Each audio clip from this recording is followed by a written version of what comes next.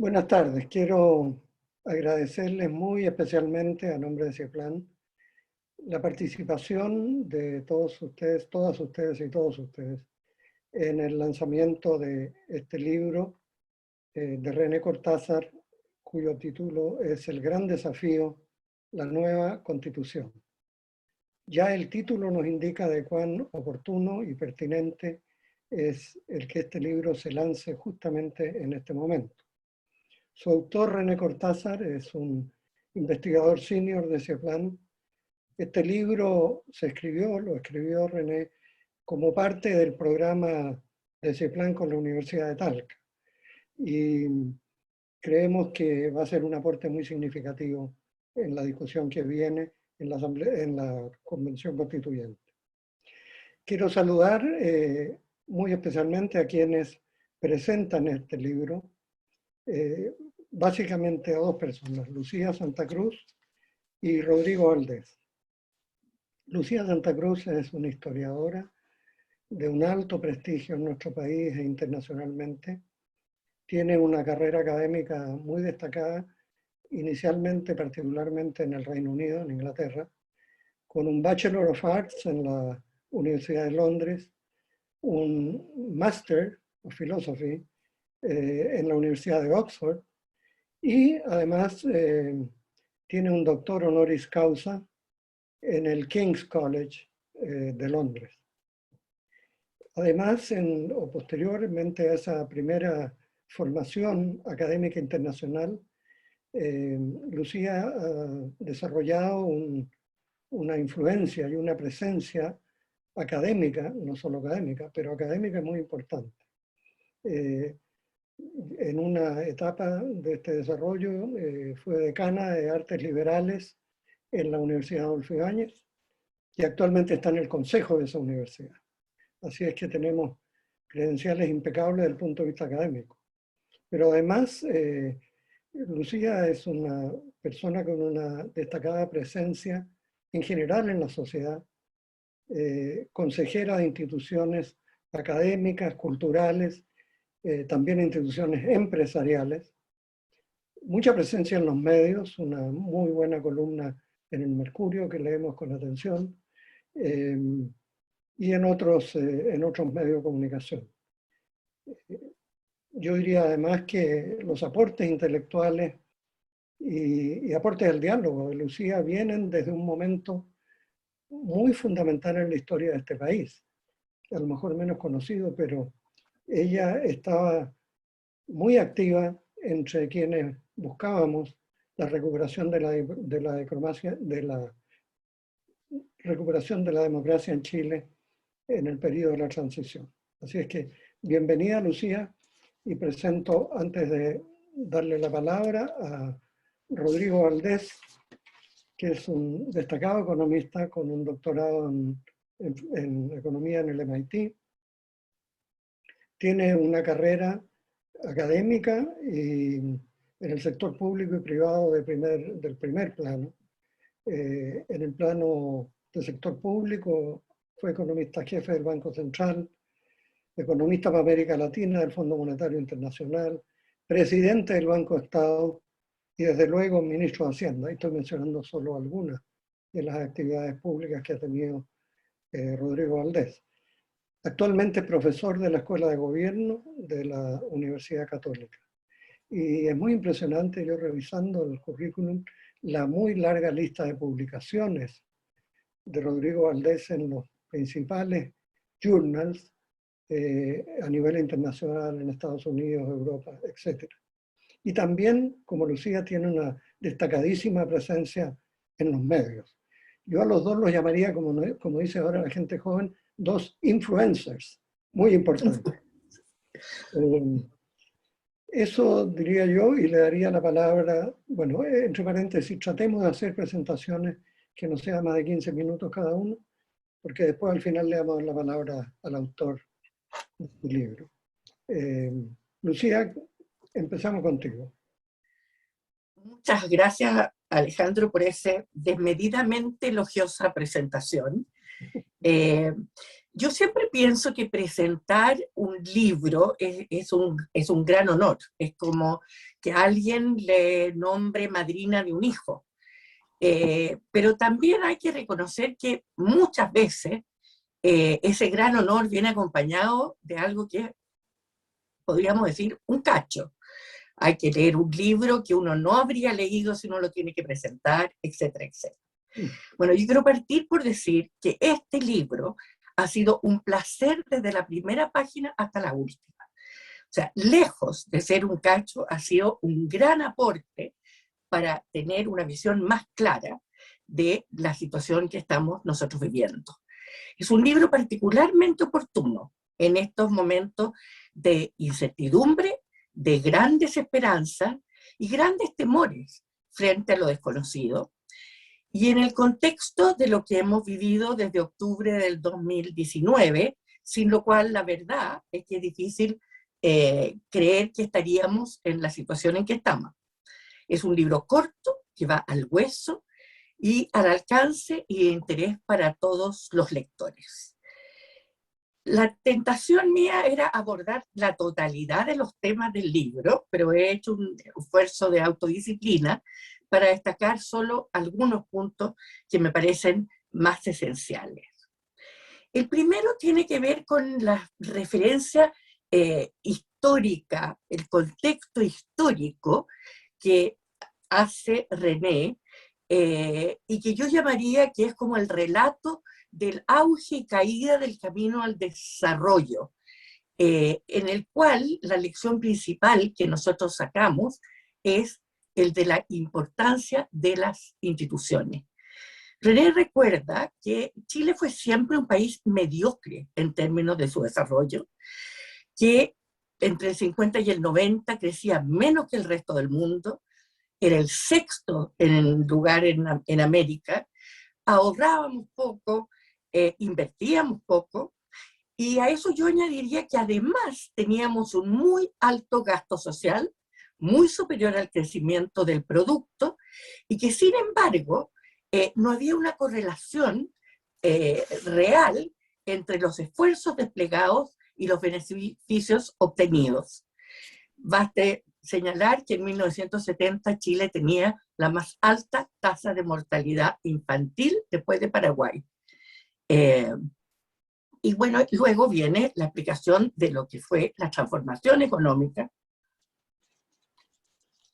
y cómo durante un periodo que hoy día miramos con añoranza, desde la década del 90 comenzó este proceso de crecimiento mayor, doble el resto del mundo, y entre el 2000 y el 2014 un 70% más rápido que los demás, de manera que en poco más de una década pasamos a estar dentro de primeros lugares de Latinoamérica, de hecho, el primero. ¿Por qué? Porque ahorrábamos mucho, invertíamos mucho y crecíamos mucho.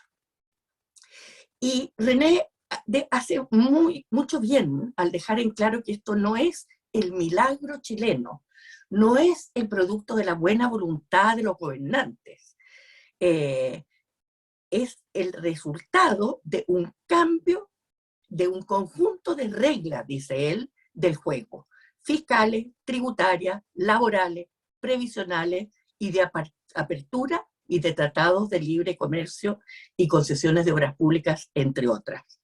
Eso nos llevó a largos periodos de superávit, normas que incentivaban el ahorro, etcétera, etcétera. Y el hecho es que a partir de 2014 empezamos a crecer muy por debajo del resto del mundo. ¿Y cuál es la causa? Un deterioro en las reglas del juego, fiscales, tributarias, laborales, previsionales, etcétera, etcétera. Un segundo punto que me pareció particularmente interesante del libro es el énfasis que René pone no tanto en las disposiciones constitucionales, cosa que por supuesto hace al final del libro, sino que distingue lo que son problemas constitucionales de lo que son problemas netamente políticos. En la medida en que es la calidad de las reglas del juego lo que determina, dice él, las posibilidades de una democracia de calidad, de un desarrollo acelerado, sugiere que más que predicarle a los políticos que cambien su conducta, se requiere de una reforma política, que cambie los incentivos que inducen a ciertos comportamientos. Porque está claro, y él lo señala muy bien, que cuando existen 15 partidos que actúan descoordinadamente, enfrentados entre sí, cada uno de ellos, estoy citando, sabe que frente a una política potencialmente impopular, no son indispensables para aprobarla, y si alguno da un paso adelante, va a existir muchos dispuestos a dispararle, entonces habitualmente concluyen que es mejor restarse. Y así tenemos un escenario de búsqueda de políticas populares más que políticas públicas bien diseñadas y de mediano y largo plazo. Entre las instituciones políticas más relevantes, y en eso estoy totalmente de acuerdo, es el sistema electoral. Dice él que tenemos que tener un sistema electoral que incentive a los diversos partidos a constituir grandes bloques políticos que tengan la posibilidad de crear reglas del juego o bienes públicos de calidad, lo que en un sistema de partidos fraccionados y polarizados no se puede. Y como el sistema electoral, de no reformarse, caeríamos en el permanente multipartidismo, fragmentación y falta de gobernabilidad. Y también hace un punto que me parece que a veces se olvida, ¿no? Que la política, dice él, tiene también una función de liderazgo, de mostrar los caminos posibles, no de crear falsas expectativas, pero sí de hablar con la verdad. Esta función de liderazgo se ha ido atrofiando en los últimos años y hemos visto más bien políticos que han abandonado la función de liderar para seguir los vientos en la dirección donde mejor soplan. No voy a entrar, porque no voy a tener tiempo, para hablar de un tema muy interesante que toca, que es el quiebre de la representación que se ha producido, no solo en Chile, sino que en buena parte del mundo. Dice él que se fue cortando el nexo mental que llevaba a que las personas se sintieran representadas por los líderes del Estado, gobierno, parlamento, y otros miembros de la élite, los grandes empresarios, los militares, la prensa, los sindicatos, los líderes religiosos, entre otros. Y este quiebre de ese nexo mental tiene muchas explicaciones que yo recomiendo que sean analizadas con mucha atención, que tienen que ver con la evolución tecnológica, que con la nueva transparencia que ha expuesto a las élites, a las miradas públicas, al efecto de la globalización, que trae muchos beneficios, pero trae también los males que conocemos, como el terrorismo, el narcotráfico, etc. Otro punto que debería ser tomado y debería ser lectura obligatoria para todos los constituyentes, es esta visión que vuelve, después de mucho tiempo, a vincular los derechos sociales con el crecimiento económico. Dice él, es necesario especificar a través de leyes y políticas concretas el nivel de satisfacción de los derechos sociales que es posible alcanzar en cada momento del tiempo. Los derechos sociales, por definición, son contingentes a las posibilidades materiales que los países tienen para realizarlas. Y en este sentido, y lo dice con ejemplos, digamos, no vamos a tener mejor educación, mejor salud, meramente por una declaración retórica constitucional, porque para ello se requieren los recursos necesarios para tener hospitales, médicos, remedios, profesores, equipamientos, tecnología, etcétera, etcétera. Y hay otros dos puntos que me parecieron al gallo. Él habla de el mito 1 y el mito 2. El mito 1 es esta visión que se ha expandido y que se ha transformado en una simplificación casi a nivel de eslogans, que sostiene que el gran problema, el principal de Chile, es la desigualdad, que la desigualdad es cada vez mayor, los ricos más ricos, los pobres más pobres, y que ello se debe a lo que llaman el modelo neoliberal. Y esta interpretación, este mito número 1, afirma que las protestas son el resultado del malestar, pero que ese malestar es el fruto de las desigualdades creadas por el modelo neoliberal. Entonces hay un relato dominante que se refiere a esta desigualdad económica, social más amplia, pero que es considerada como el aspecto medular.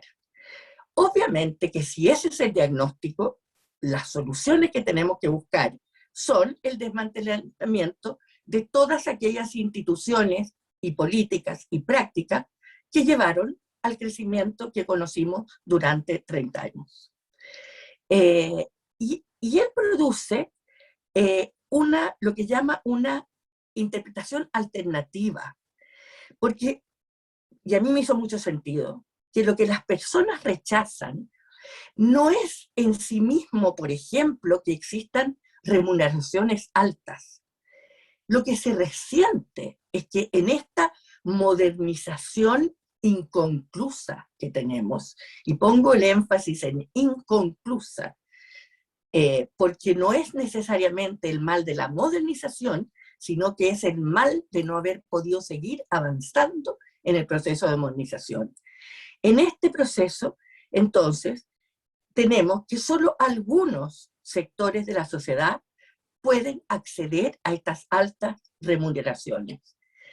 Y que la desigualdad en los ingresos, que más que la desigualdad en los ingresos, lo que las personas objetan es la desigualdad de oportunidad para acceder a ingresos más altos.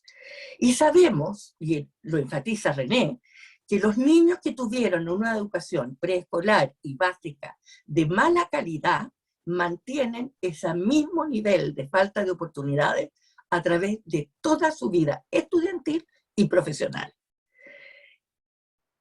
Y se resiente también, y con mucha razón, las desigualdades consideradas injustas. Y eso, y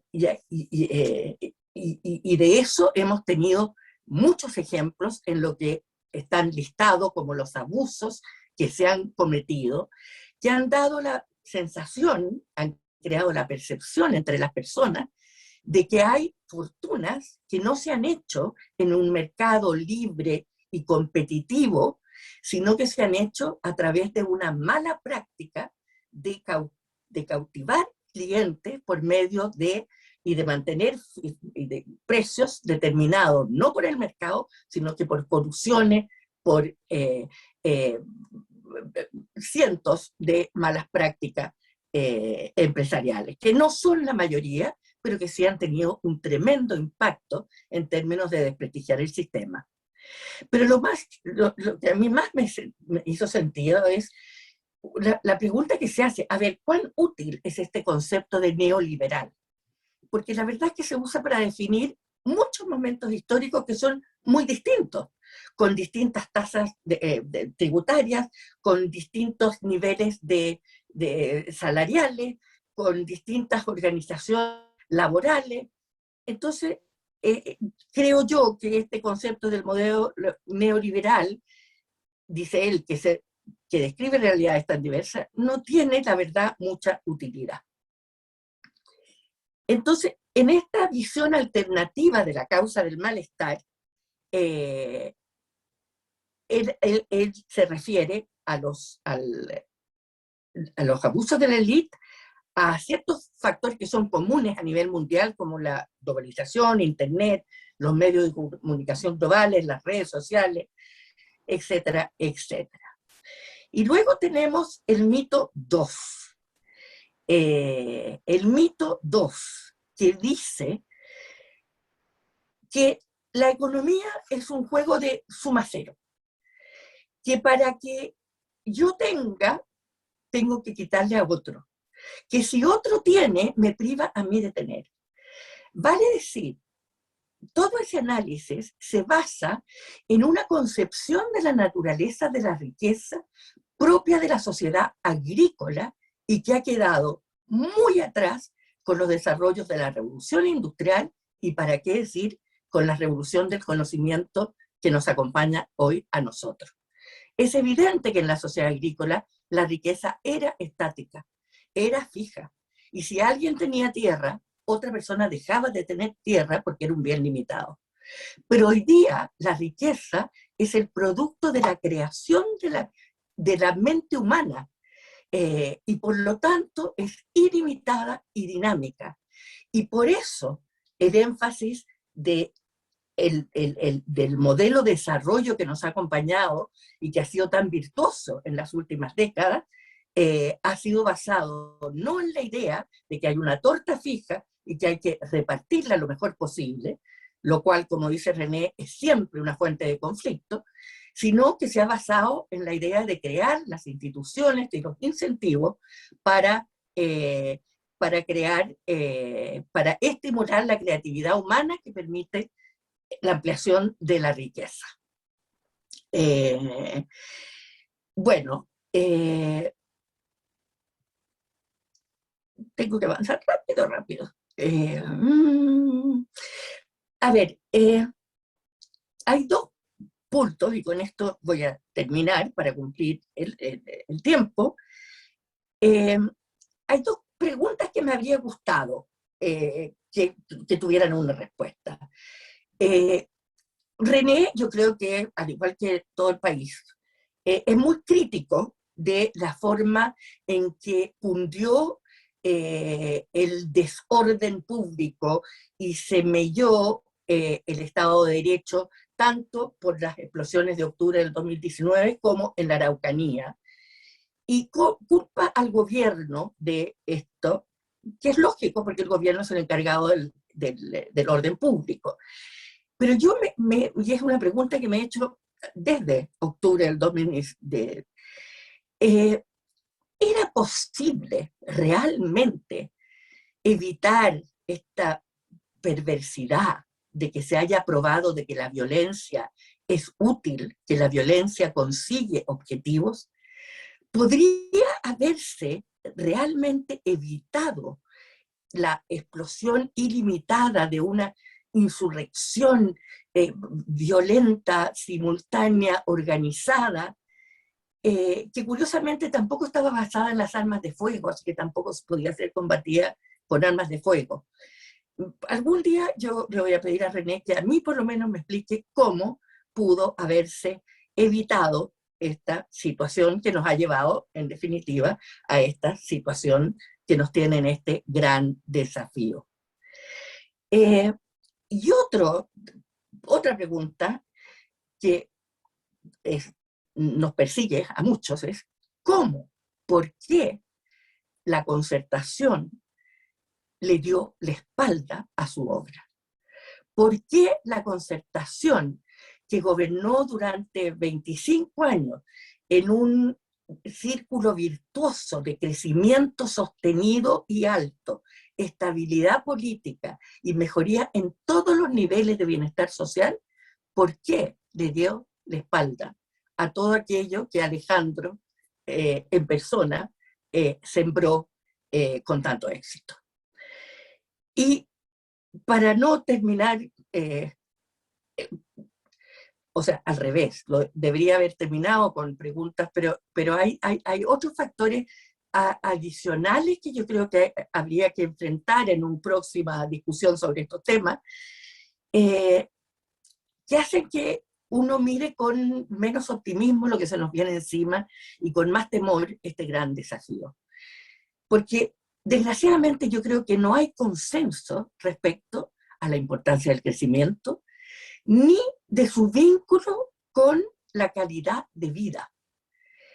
Hay visiones tolstoyanas que añoran un pasado feliz de naturaleza pura y hombre impoluto.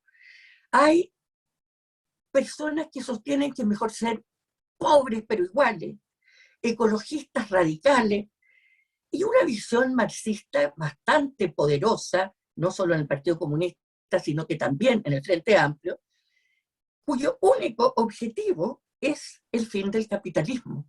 Y por lo tanto, ni el crecimiento, ni ninguno de los temas que René nos hace ver con tanta claridad son una prioridad. Pero es un libro que me ha dejado pensando y que recomiendo su lectura, como decía, si no fuera porque soy muy libertaria, diría lectura obligatoria para todos los constituyentes. Muchas gracias. Muchas gracias, Lucía, por estos buenos comentarios. Y le doy la palabra entonces a Rodrigo Valdés.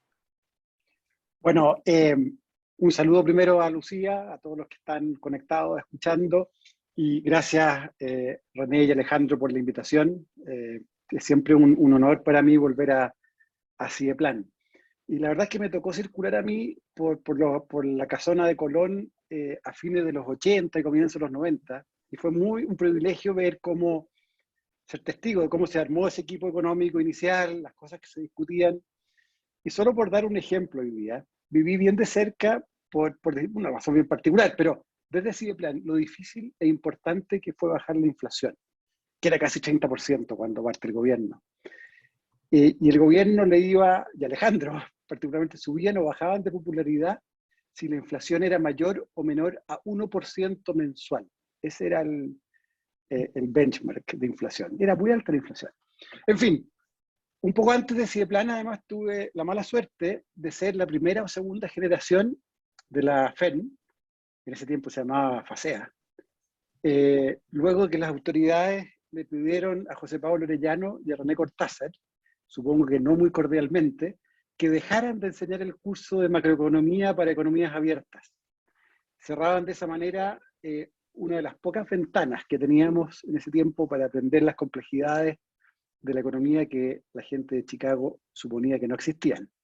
Así que salimos más Chicago todavía de esa fe.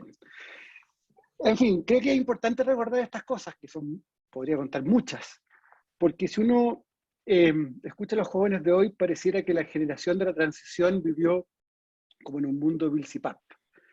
Y la verdad es que tomábamos Bill Zipap, pero la vida era harto más complicada en esos años. Bueno, quiero estructurar mis comentarios al muy interesante libro de René en dos partes. Ellas van a seguir bien de cerca la estructura del libro. La primera parte del libro son 4 capítulos que reflexionan sobre el Chile de hoy. Y como decía Lucía, las teorías que explican o no explican el malestar y la revuelta de octubre de 2019. La segunda parte es un capítulo bien largo del libro que básicamente reflexiona sobre los principales ejes que debería tener la nueva Constitución. Entonces, ya Lucía hizo parte de un breve resumen, pero déjenme repetir un par de cosas, y siempre siendo un poco injusto en los resúmenes que uno hace. En los primeros capítulos, básicamente, René argumenta primero que se ha construido un mito sobre las causas del descontento, basados básicamente que el sistema neoliberal produciría una mala distribución del ingreso y otras desigualdades también más en general. Es muy cuidadoso en decir no es solo el ingreso. En segundo lugar, se ha construido otro mito, el segundo mito, que intenta básicamente dar la solución a este problema identificado simplemente redistribuyendo, suponiendo, como decía Lucía, que la economía es de suma cero, como si el total fuese un dado que cae del cielo como maná. Y bueno, sabemos que no es así, pero esa es como la base de la discusión hoy día. Y estos dos mitos, y esto es bien interesante, porque siendo René no economista, se mete en una cuestión, siendo economista, se mete en una cuestión que es mucho más lejano a la economía, que es el tema de la interpretación dominante, los beneficios comunicacionales de los mitos en sí mismos, temas que se observan en Internet, redes sociales, etc. Pues bien, después René ofrece una explicación diferente. Y básicamente, en lo sustancial, esta explicación es que el malestar sería el resultado del menor crecimiento que ha tenido la economía desde el 2014 en adelante, y varios casos de abuso que se han destapado en, yo diría, la última casi década. Ambos temas harían muy difícil progresar dentro de la sociedad. Y eso sería un gran problema para la gente, con justa razón, ¿no? Yo podría decir que, bueno, también es re importante esto, que René argumenta que detrás de nuestros problemas también hay un tema de falla de las reglas de la política. O sea, ¿por qué llegamos al problema que vemos hoy día de crecimiento, por ejemplo? Es que por distintas razones la política está fallando. Y una central es el sistema electoral. Y voy a volver al sistema electoral un poco más adelante. Y algo que René ha defendido ya por mucho tiempo es la posibilidad de consensos, de acuerdos. Y estas cosas han hecho cambios de distintas dimensiones, pero especialmente la política, básicamente nos han hecho perder la capacidad de tener acuerdos. Yo diría, si uno quisiera como bautizar la visión de René, diría que es un autocomplaciente que en inglés podríamos denominar como uncompromising. Algo así como un autocomplaciente sin concesiones. Un defensor total de los 30 años, diría. Con mucha razón, y creo que tiene razón en sus hipótesis. Especialmente el problema que estamos enfrentando hoy día sobre el problema de suma cero, o pensar la economía como un juego de suma cero. Puesto más técnico que la elasticidad son todas cero, o que vivimos en un mundo Leontief. Eso es ya más técnico todavía. Pero básicamente se piensa que los incentivos no importan. Ahora, estando de acuerdo en general con muchas de las cosas que él dice, me gustaría matizar unas poquitas cosas y agregar un par de hipótesis también. Del lado de los matices, yo entiendo bien el tema del crecimiento, pero me cuesta pensar que una sociedad sea buena si es que tiene que estar creciendo persistentemente harto para no tener las graves protestas que tuvimos y que nos llevaron casi a perder la democracia. Algo hay detrás de esto que no me convence. Sería muy poco deseable una sociedad que necesite siempre estar creciendo casi como a paso rápido para no explotar. En cualquier caso, quiero decir que el ingreso propio de las familias recién se estancó el 2017, no antes. Y por supuesto después cayó con la pandemia, pero esto es un tema previo. Bueno, el segundo matiz tiene que ver con lo siguiente. Y aquí yo creo que estamos en la misma parada con René. Es efectivo que la distribución del ingreso mejoró y mejoró bastante en los 30 años. Pero también creo yo que es importante notar que después del gobierno del presidente Lagos, tendió a estancarse ese proceso. Y de hecho a mí no me dejó de llamar la atención que cuando René en una de las partes del libro habla de distribución del ingreso, inmediatamente habla de cifras de pobreza, un poco como una reacción, ¿no? Estamos bien acá, pero bueno. Yo creo que al final René hace un punto muy importante, que yo creo que la gente siente que estamos en una sociedad en que las perspectivas para llegar a la cima son demasiado desiguales. En esto a mí me gusta mucho un paper de Zimmerman, que es un profe de Chicago, en que muestra que si uno pertenece a un cuarteto de los colegios correctos, las universidades correctas, las carreras correctas y el género correcto, sorry Lucía, salta una probabilidad de varias cosas, de ingresos, de pertenecer a algo, muy, muy fuertemente en Chile. René y yo tenemos, y Alejandro estudió en Valparaíso, así que no, pero tenemos esas características del cuarteto. El punto es que tenemos una sociedad todavía con desigualdades que va mucho más allá de la desigualdad de ingresos. Y yo creo que eso nos falta procesar. Yo diría que, y qué hacer sobre eso. Y por último, estoy 100% de acuerdo con la idea de René, que machaca harto en el libro, con la importancia que le asigna a las reglas de la política. Yo creo que de los temas más fundamentales para la Constitución, y René lo pone, voy a volver a este tema, están las reglas de la política. Me queda, sin embargo, una duda, que es cómo se determinan esas reglas. En lenguaje de economista, ¿cuán endógenas son? Porque al final los cambios institucionales pueden al final ser un poco la fiebre de otros fenómenos, ¿no? El reflejo de otros fenómenos. Pero sigo estando muy de acuerdo que nos jugamos mucho en las reglas institucionales que vengan. Del lado de elementos o hipótesis nuevas, quiero simplemente agregar dos comentarios súper breves. Uno es que yo creo que no solo fueron los escándalos de abuso lo que nos produjo un problema grande en Chile, sino que una percepción generalizada posterior. No solo que existan, sino que una percepción correcta o no, yo creo que más bien correcta que incorrecta, que en el fondo tenemos dos países en uno en términos de cómo se imparte justicia. La percepción de que faltas, abusos, incluso delitos de la élite no pagan las penas que debieran, creo que está muy, muy fuerte en nuestra sociedad hoy día. Cosa muy difícil de procesar y de resolver, pero creo que eso es muy central. Y lo otro que me gustaría agregar como hipótesis para ver lo que nos está pasando, no tanto en la revuelta, pero sí en esta visión que tiene el libro bastante negativa de los consensos, de cómo avanzar, es que hay una nueva generación que no arrastra los traumas del pasado. Y tal vez el pasado moldeó mucho las posibilidades de consenso. No estoy seguro que en todos los casos haya habido tanta convicción de lo que se hizo. Y fue cómodo para los que estábamos más convencidos de lo que había que hacer, echarle un poco las culpas a las restricciones que había.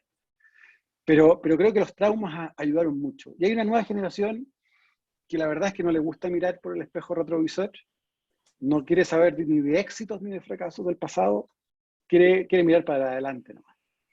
Y como escribió mi colega Loreto Cox en el diario, siempre en todas las elecciones en el pasado, las presidenciales, hubo siempre una oferta más radical.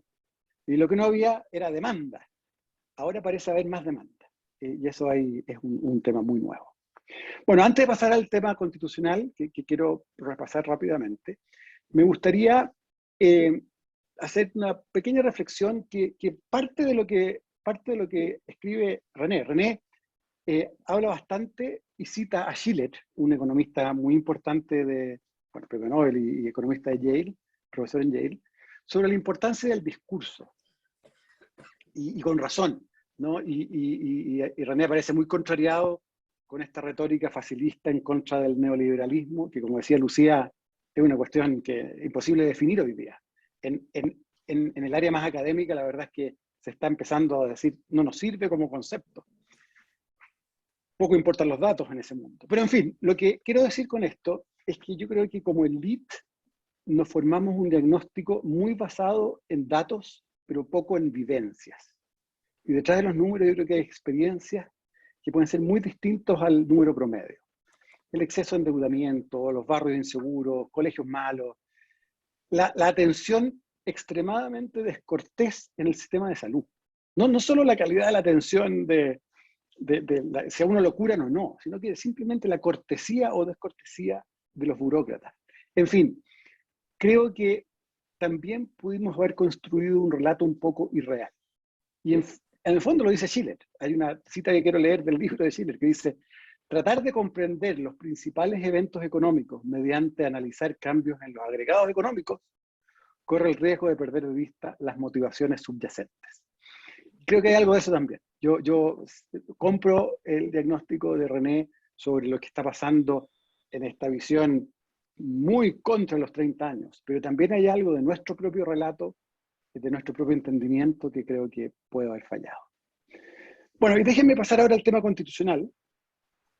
Yo creo que, bueno, en esta parte René identifica en el libro básicamente los temas que son centrales, que hay que empujar para que Chile vuelva a una senda más promisoria. Y creo que por lejos él le da la mayor preeminencia al conjunto de reglas de la política y de la distribución del poder. Y básicamente sería clave tener reglas que permitan reconstruir consensos. Yo creo que esa es como la línea principal.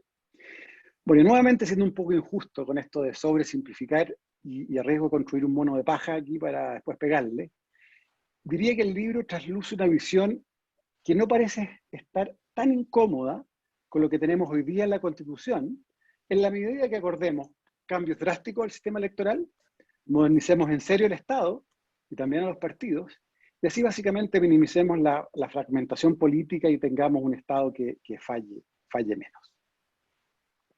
Yo al respecto, estoy muy de acuerdo con René respecto de que nos jugamos mucho en digamos, en las instituciones que van a gobernar la política de aquí adelante.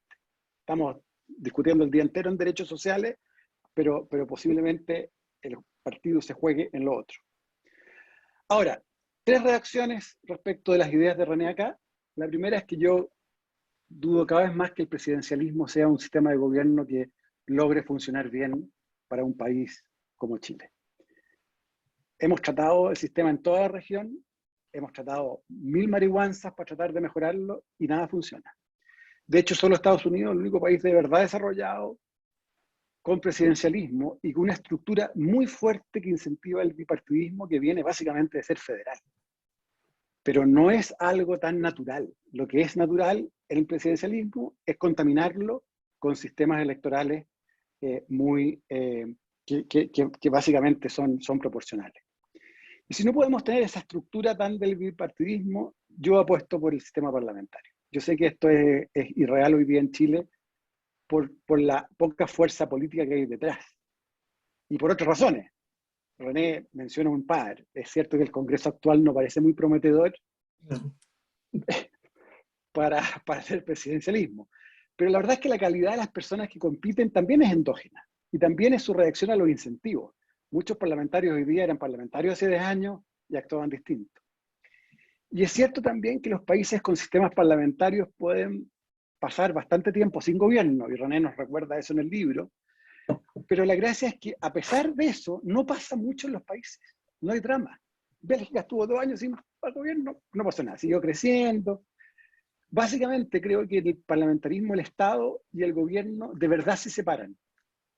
En otras palabras, entran muy pocos ñoquis a la Argentina con un nuevo gobierno. Y las crisis, por lo tanto, son pequeñas, porque importa menos. Bueno, me pregunta al final si es la verdadera manera de organizar una democracia representativa, ¿no? Bueno, un segundo tema que quiero mencionar es un giro un poco más chascón que hace René.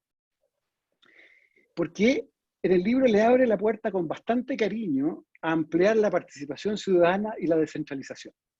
Sí. Y yo tiendo a estar de acuerdo porque esos dos son temas centrales y que hemos descuidado fuertemente. Pero también son 2 temas que se pueden hacer muy bien o muy mal. Y creo que son también elementos de gran riesgo hacia adelante. Por ejemplo, ¿dejaremos que las regiones, ahora con gobiernos locales democráticamente elegidos, se puedan endeudar en Chile o no? Yo estoy seguro que es una pésima idea. Y estoy seguro que René también. Lo mismo pasa con los independientes. De hecho, esto lo hablamos por teléfono con René hace un par de días. La nueva marea de independientes, ¿cómo la tratamos? ¿Cómo evitamos que la participación ciudadana no se transforme en un grupo de independientes que termine por fagocitar a los partidos políticos? En fin, yo tengo claro que René sabe de estos riesgos, pero me temo que el lector pueda pensar que el libro no los considere tan problemáticos como estoy seguro René sí los considera. Bueno, y mi tercer comentario, y aquí voy terminando, es más bien predictivo y más bien negativo. Creo que tendremos poco de lo que René identifica en el libro como aspectos centrales en la nueva Constitución. Me temo que ideas como reparar en serio la política, avanzar en principios que mejoren la efectividad del Estado o que cautelen la sostenibilidad fiscal, no están para nada alto en las prioridades de la gran mayoría de los convencionales. En cambio, creo que estamos caminando derecho hacia una Constitución latinoamericana típica. No creo que sea una chavista ni extrema, pero será una en que seguiremos trancados por un sistema presidencialismo paternal, fraccionado, pero esta vez con muchos derechos sociales. Para terminar, quiero agradecer y felicitar de nuevo a René por su libro y también por haber sido candidato a la convención. Una manera que no se cumpla esta predicción gris que mencioné hace unos segundos es que personas a quienes les importa el bien común no se queden de brazos cruzados. Y vaya que René no se queda de brazos cruzados. Su libro en esto es una muy valiente reflexión. Muchas gracias. Muchas gracias, Rodrigo. También Lucía por 2 excelentes comentarios respecto del libro de René Cortázar. Yo creo que es inevitable ahora darle a René la posibilidad de comentar lo que le comentaron hace un minuto. René, adelante. Bueno, muchas gracias. Yo primero quiero agradecer muy sinceramente a Lucía y a Rodrigo por sus comentarios. que además está a decir fueron muy generosos. Y además agradecerle que hacen preguntas muy sugerentes, que obviamente uno no puede pretender contestar porque es un fruto, son preguntas difíciles, preguntas al hueso, preguntas centrales. Y ambos hicieron un montón de preguntas que son centrales hacia adelante, que yo creo que es parte de la reflexión que es inevitable, que intentemos hacer. Yo en este libro, lo que básicamente chato y movido, yo diría por una cierta angustia, lo voy a reconocer,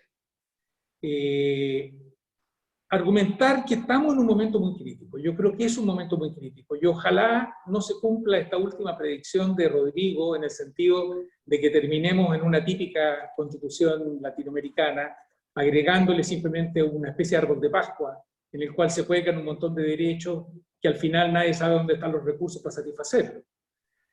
Creo que sería muy frustrante para la gente. Y de hecho en esos países de América Latina se produjo mucha frustración. Cuando la gente pasó el periodo de la Constitución, vieron que pasaron las semanas y meses y nada cambiaba, la frustración era inmensa. Y en ese sentido, en el libro lo que argumentamos es que estamos en este momento crucial, en este momento crítico, y que probablemente desde hace 30 años que no estábamos en un momento como este.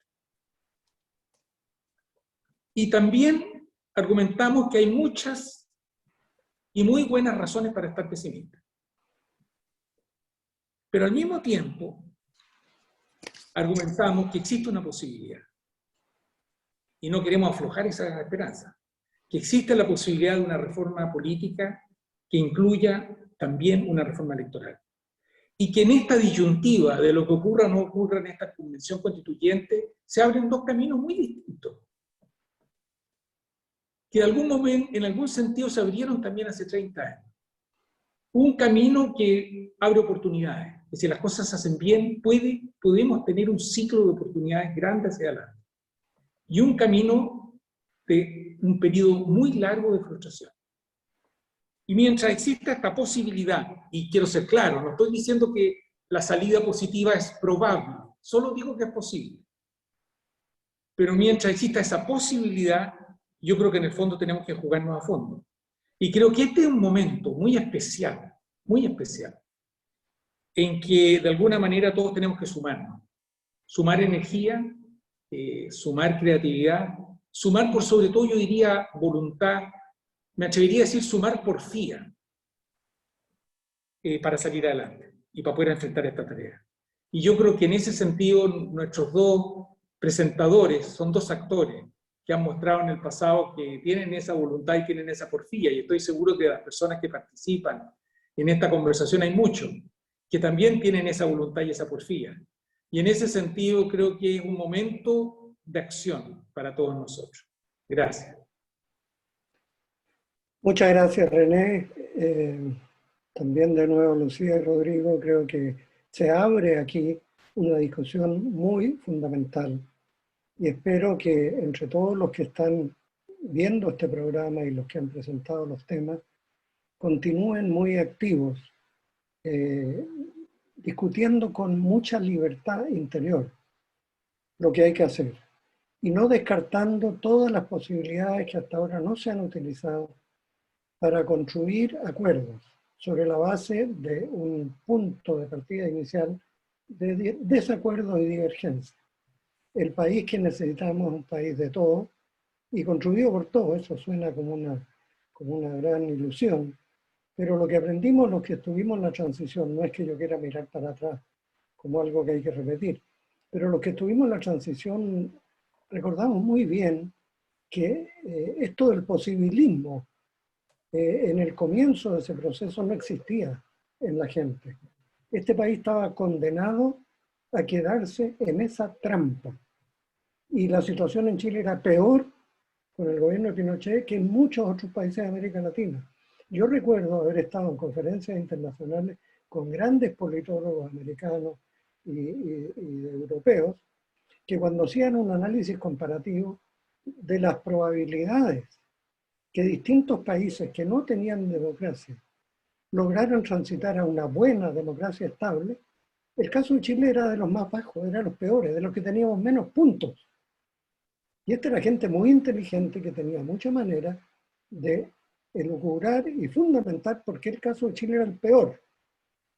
Y cuando nos reuníamos a veces, Rodrigo se acuerda un poco de los tiempos allá en Colón, en Ceplan, nos llamaban los monjes de Ceplan, porque estábamos encerrados, nadie nos escuchaba, escribíamos cosas que nadie leía, y todo el mundo decía, pero ¿por qué siguen ustedes haciendo esto? Si esto es una pérdida de tiempo brutal. Nos ofrecían cargos internacionales, etcétera, y siempre dijimos, no, nos quedamos aquí. Bueno, esa fue una apuesta. Y si ya se vivió eso en algún momento por gente que realmente le importaba este país, hoy día es otra generación que no ha vivido ninguna de esas experiencias y que tiende como a descartar